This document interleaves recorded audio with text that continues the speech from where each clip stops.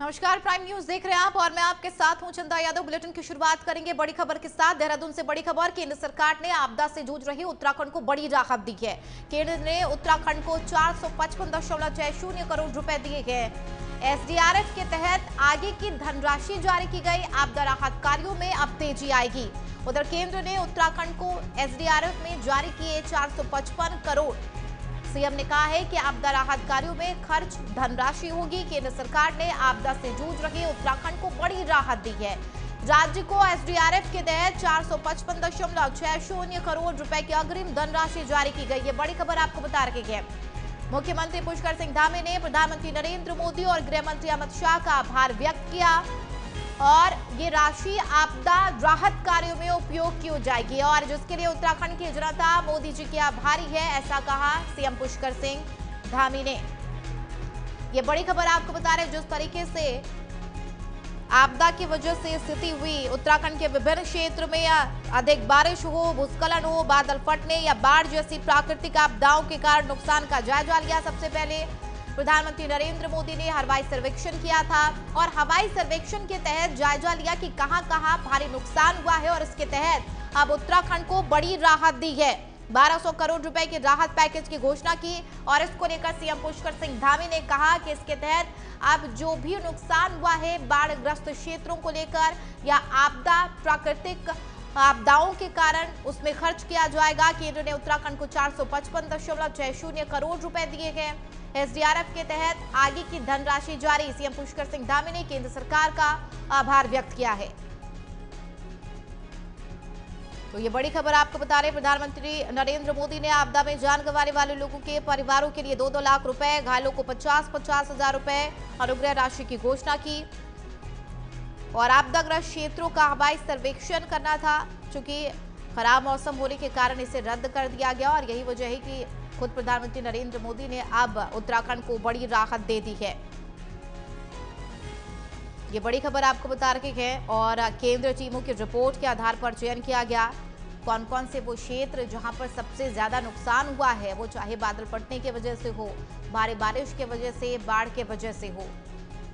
संवाददाता मदन सिंह हमारे साथ देहरादून से लाइव है। मदन, आखिरकार प्रधानमंत्री नरेंद्र मोदी ने केंद्र के तरफ से बड़ी राहत दी है उत्तराखंड को, लेकिन बड़ी बात यह है कि खराब मौसम की वजह से जो हवाई सर्वेक्षण होना था वो टल गया। उसके बाद किस तरीके से ये तय किया गया कि कौन से क्षेत्रों में कितनी राहत दी जाए? मदन, चंदा देखिए, प्रधानमंत्री नरेंद्र मोदी जब यहाँ पहुंचे थे तो उनका हवाई सर्वेक्षण होना था और पूरे जहाँ पर भी आपदा आई है उन जगहों पर पूरा हवाई सर्वेक्षण करने के बाद ही पूरे डिसीजन होने थे, लेकिन मौसम खराब होने के कारण हवाई सर्वेक्षण नहीं हो पाया। लेकिन उसके बावजूद जो है प्रधानमंत्री ने हवाई अड्डे पे ही जो है वहाँ पे बैठक करी और 3 बैठकें वहाँ पर आपदा को लेकर उन्होंने करी। खासतौर पर एसडीआरएफ एनडीआरएफ के साथ बैठ के उन्होंने पूरा जायजा लिया, सारी परिस्थितियों को जाना। उसके बावजूद जो है पैकेज की भी घोषणा की और ये कहा कि जल्द से जल्द ये राहत पैकेज दिया जाएगा उत्तराखंड को।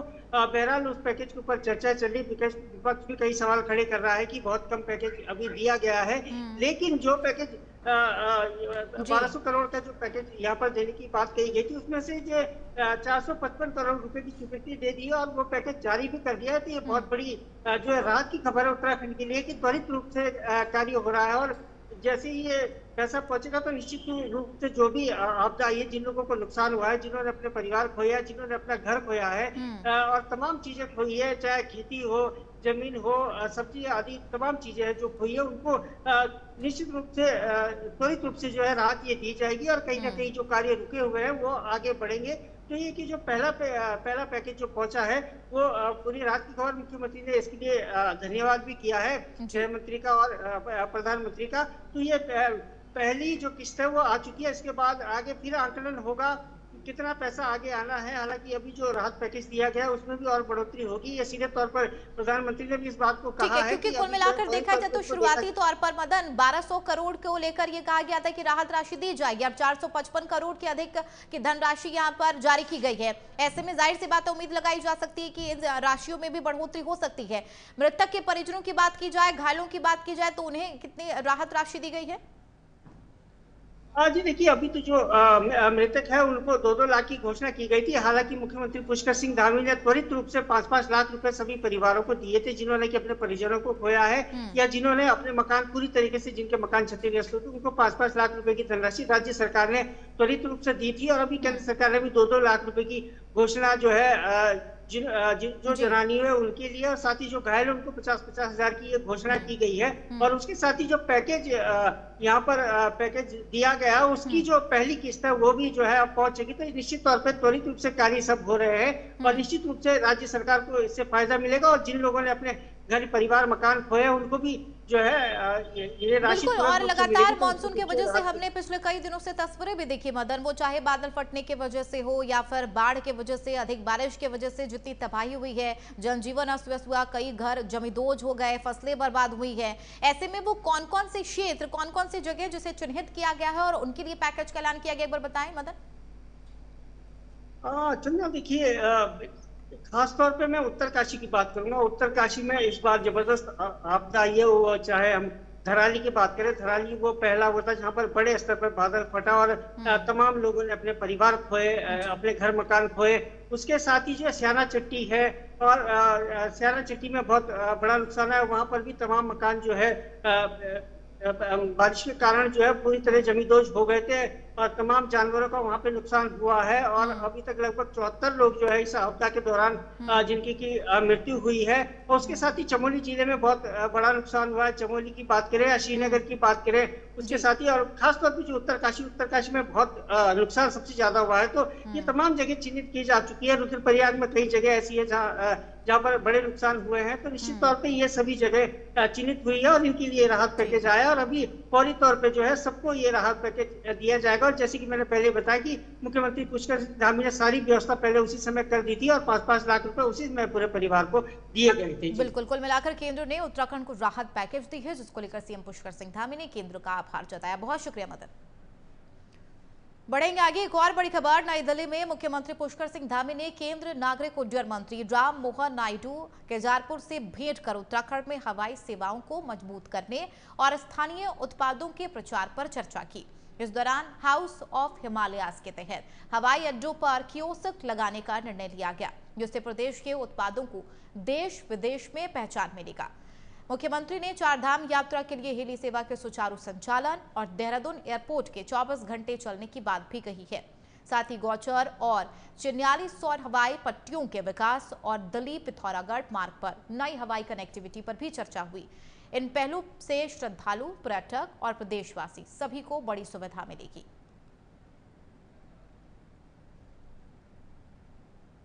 तो सीएम पुष्कर सिंह धामी ने राम मोहन नायडू से खास मुलाकात की है, जिसकी तस्वीरें आप देख सकते हैं।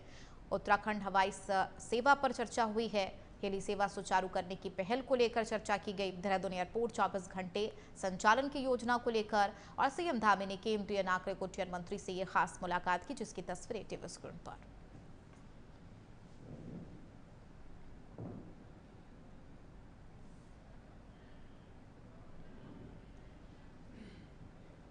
देहरादून से बड़ी खबर। तबाही के बाद फिर शुरू होगी चार धाम यात्रा। यमुनोत्री धाम हाईवे को दोबारा खोलने का काम शुरू किया गया, अब पूरा हो चुका है काम और आज से यमुनोत्री धाम की यात्रा पर श्रद्धालु आ सकते हैं। केदारनाथ और बद्रीनाथ तक की भी सड़कें लगभग खोल दी गई है। ये बड़ी और महत्वपूर्ण खबर आपको बता रहे हैं देहरादून से। अब जिस तरीके से स्थगित की गई थी यात्रा कुछ दिनों के लिए, एक बार फिर से सुचारू, तबाही के बाद चार धाम यात्रा शुरू हो गई है। काम पूरा हो चुका है। यमुनोत्री धाम हाईवे को दोबारा खोलने का काम पूरा हो चुका है। सड़कें अवरुद्ध हो गई थी लैंडस्लाइड की वजह से, बोल्डर गिरने की वजह से। एक बार फिर श्रद्धालु यमुनोत्री धाम की यात्रा कर सकेंगे। ये बड़ी खबर आपको बता रही है। उत्तराखंड के तमाम जगहों पर मानसून की वजह से जिस तरीके से भारी तबाही हुई है, बादल फटने, लैंडस्लाइड, बोल्डर गिरने की वजह से कई सड़कें अवरुद्ध हुई थी। चार धाम यात्रा पर इसका सीधा सीधा असर देखने को मिला था और आज से यमुनोत्री धाम की यात्रा एक बार फिर से श्रद्धालु कर सकेंगे। तबाही के बाद चार धाम यात्रा की शुरुआत हो गई है। तो यमुनोत्री धाम हाईवे को दोबारा खोलने का काम पूरा हो चुका है, रास्ते अब सुचारू हो चुके हैं और यही वजह है कि श्रद्धालु एक बार फिर यमुनोत्री धाम की यात्रा आप कर सकेंगे। खबरों में बढ़ेंगे आगे। पर्वतीय समाज के भवन सौंदर्यीकरण के लिए 80 लाख रुपए स्वीकृत होने पर कैबिनेट मंत्री सौरभ बहुगुणा का ग्रीनवुड पब्लिक स्कूल में भव्य सम्मान समारोह आयोजित किया गया। मंत्री बहुगुणा ने कहा है कि लंबे समय से चली आ रही मांग पूरी हो रही है। साथ ही गौला नदी पर 18 करोड़ रुपए से पुल और शक्ति फार्म के बीच 10 करोड़ रुपए से नया झूला पुल भी बनेगा।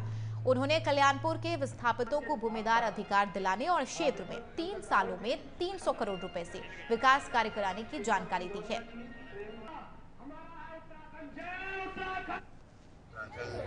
मंच के समस्त पदाधिकारियों का के साथ साथ उनकी जितनी भी टीम है और समस्त पर्वतीय समाज का बहुत बहुत धन्यवाद करूंगा कि उन्होंने इतना प्यार सम्मान मुझे हमेशा दिया।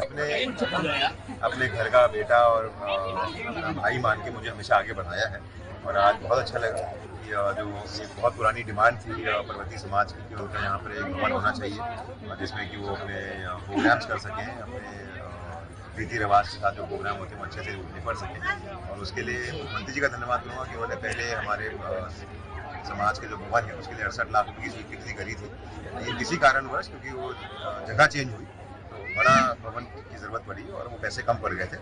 मुख्यमंत्री जी से निवेदन किया कि इसमें थोड़ा पैसा और चाहिए तो उन्होंने 80 लाख रुपये की एक और स्वीकृति करके और पर्वतीय विकास भवन के लिए दी।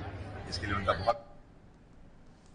उधर खबर देहरादून से, जहां पर हवाई अड्डे को लेकर ये तमाम बात सामने आई है। विस्तारीकरण की प्रक्रिया शासन स्तर पर, युद्ध स्तर पर चल रही है, लेकिन इसके जद में आने वाले प्रभावित लोगों की समस्याओं पर अभी तक शासन प्रशासन ने कोई ध्यान नहीं दिया, जिससे प्रभावित परिवारों में काफी रोष है। इसी को लेकर डोईवाला के प्रभावित क्षेत्र के लोगों ने एसडीएम डोईवाला को ज्ञापन देकर उनकी समस्याओं को प्राथमिकता से हल करने की मांग की है और साथ ही चेतावनी भी दी है कि अगर उनकी मांगों की अनदेखी की गई तो उग्र आंदोलन करने को मजबूर होंगे।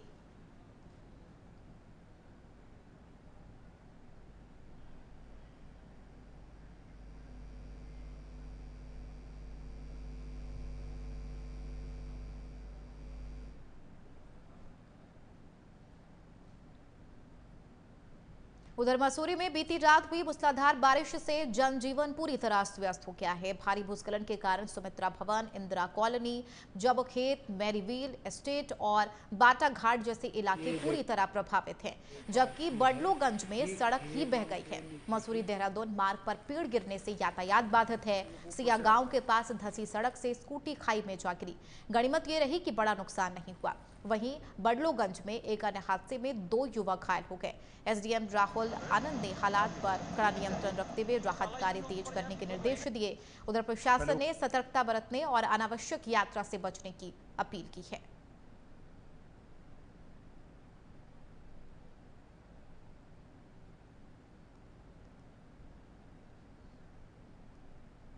उधर रुड़की के धनौरी क्षेत्र स्थित Maharshi Dayanand medical science college में गुलदार के दिखाई देने से हड़कंप मच गया।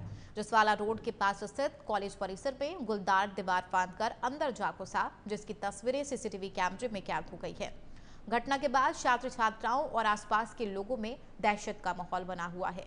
उधर कॉलेज प्रबंधक अश्विनी चारी ने वन विभाग से गुलदार को पकड़ने की मांग की, लेकिन अब तक कोई कार्रवाई नहीं की गई है, जिससे इलाके में डर बना हुआ है।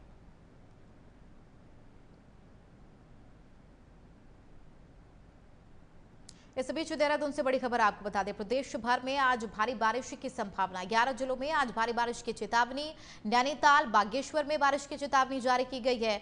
देहरादून, चमोली, पौड़ी में बारिश का येलो अलर्ट। रुद्रप्रयाग, चंपावत, अल्मोड़ा में भी येलो अलर्ट जारी किया गया। उधर उधम सिंह नगर, पिथौरागढ़ में येलो अलर्ट। भारी बारिश होने से प्रदेश भर में मार्ग बाधित है। बाधित मार्गों को खोलने का लगातार प्रयास किया जा रहा है।